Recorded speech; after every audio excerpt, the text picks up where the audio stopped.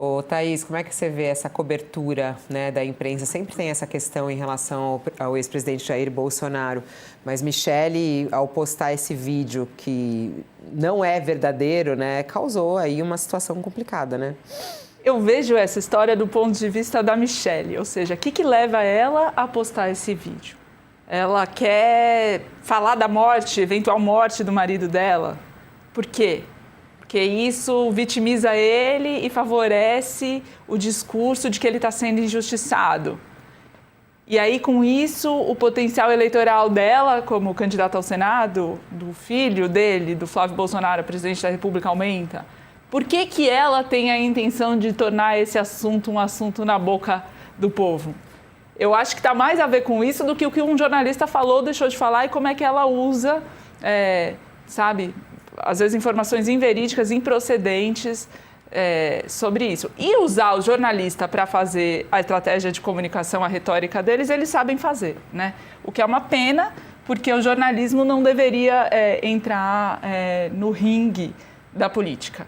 Mas é do jogo, isso está acontecendo já desde o começo do governo Bolsonaro, a gente repudia, a gente se solidariza e a gente continua cobrindo. Então, cobrindo a Michele Bolsonaro, eu entendo que isso é muito útil para ela.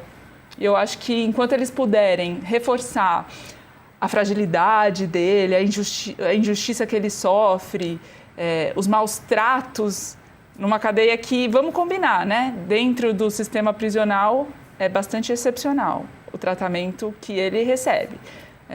Ele está preso, ele foi condenado e não foi por uma única pessoa, foi um julgamento colegiado no Supremo Tribunal Federal com direito à defesa, a recursos, e ele foi preso, ele está cumprindo pena, ele tem uma condição de saúde frágil. Explorar tudo isso politicamente traz algum benefício para ela querer levar isso para as redes sociais. A gente tem agora o vídeo, vamos assistir. Discutindo aí se o Bolsonaro morrer, é isso mesmo que eu tô ouvindo? Não, eu acabei de ouvir eles falando aí, se o Bolsonaro morrer, a facada, é isso que vocês estão discutindo aqui. É sério isso? Não adianta fazer de sonsa não, eu acabei de ouvir aqui. É sério isso? Vocês estão conversando isso aqui na frente do DF, está? É a saúde de um homem, independente de lado político, cara. Isso me lembrou, sabe um pouco o quê? A história do cercadinho da época do Bolsonaro, lembra do governo Bolsonaro? Essa questão da relação com a imprensa, difícil, né, professor Schneider? Eu acho que, veja, acho que tem o interesse da Michele em realmente trazer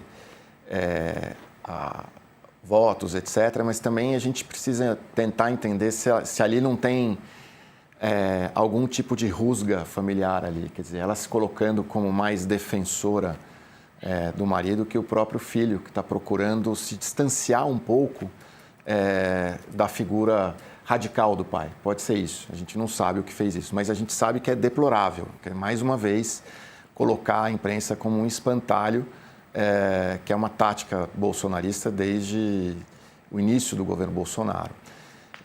Por fim, eu acho que esta questão leva, talvez, o Flávio a ter que se explicar.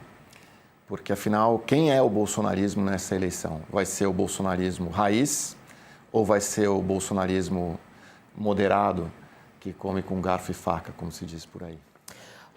Você falou em Flávio Bolsonaro, ele deu uma largada na campanha, na pré-campanha, né? Participou nesse final de semana do lançamento da pré-candidatura do senador Marcos Rogério ao governo de Rondônia, pelo PL. Ele prometeu aí circular pelo Brasil afora. E tem esse vídeo dele aí que a gente está vendo, ele pulando, ele dançando.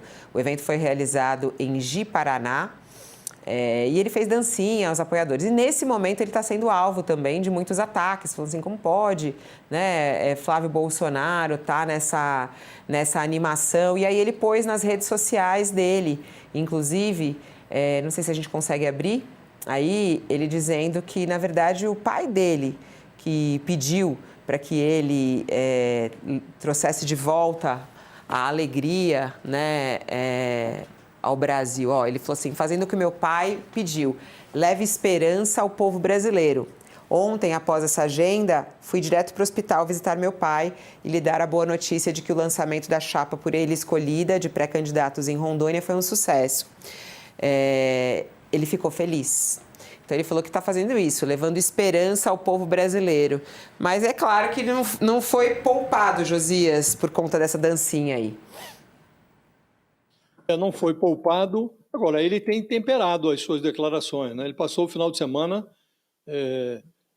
caprichando na retórica da vitimização do Bolsonaro e do suplício que o Estado está impondo ao seu pai.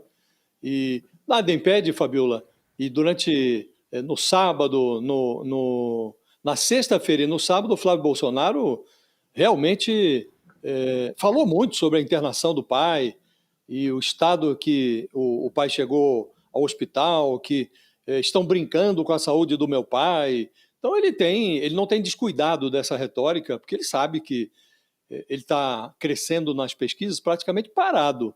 Ele está crescendo à sombra do pai, né? Estava na cadeia, agora está no hospital. E nada impede que o Bolsonaro obtenha uma prisão domiciliar, como ele deseja, né? Agora, isso precisa ser submetido a um critério técnico, não político, né? E nesse final de semana, o Globo divulgou, Fabiola, o registro feito na noite em que o Bolsonaro teve problemas dentro da Papudinha. Então lá está tudo registrado, tem as anotações feitas por uma médica que estava de plantão, se chama Ana Cristina Neves, né? Ela estava de plantão na quinta noite quando o Bolsonaro passou mal, teve uma crise de soluço. Aí foi lá à noite, era 8h40 da noite, estava acompanhado de uma enfermeira e mediu lá as condições, fez um exame rápido do Bolsonaro, verificou que ele estava com a respiração normal, ele tinha feito uma caminhada durante a tarde, estava tranquilo. E ela, por precaução, receitou um remédio para ele, para atenuar a crise de soluço. E ele disse que não ia tomar. Naquele momento, imediatamente, ele estava assistindo a um jogo de futebol, disse que só tomaria depois do jogo. Muito bem. Aí, quando foi pela manhã, 6h45, a equipe médica foi acionada de novo. Aí foi, e o Bolsonaro relatou que a partir de 2 horas esteve lá, passou mal, se sentiu mal, e fizeram a medição da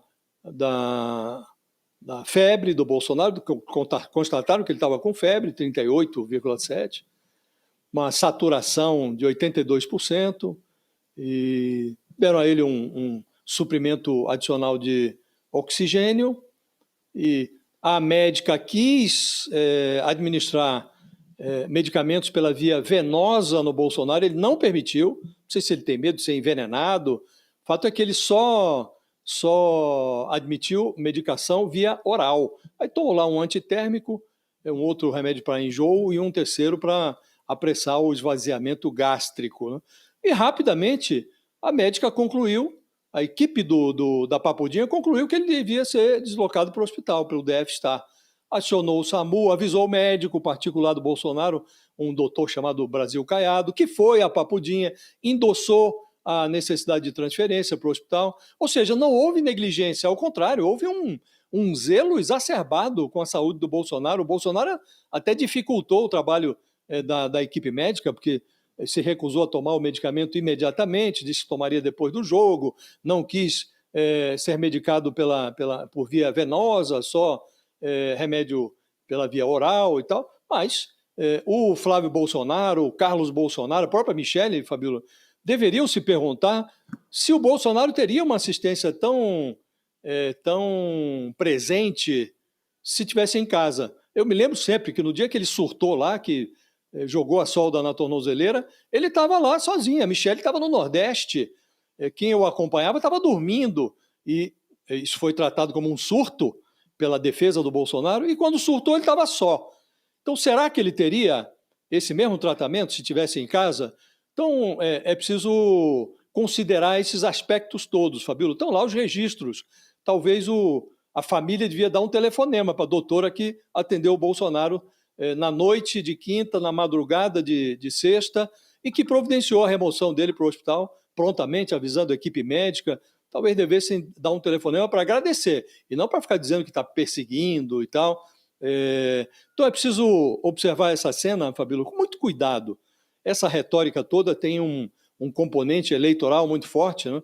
Aí está lá o Flávio Bolsonaro pulando, saltitando num comício, no instante em que seu pai está submetido a tratamento médico no hospital, está hospitalizado novamente, e aí vem sempre essa retórica da vitimização que a gente deve ponderar. Será que essa vitimização ocorre?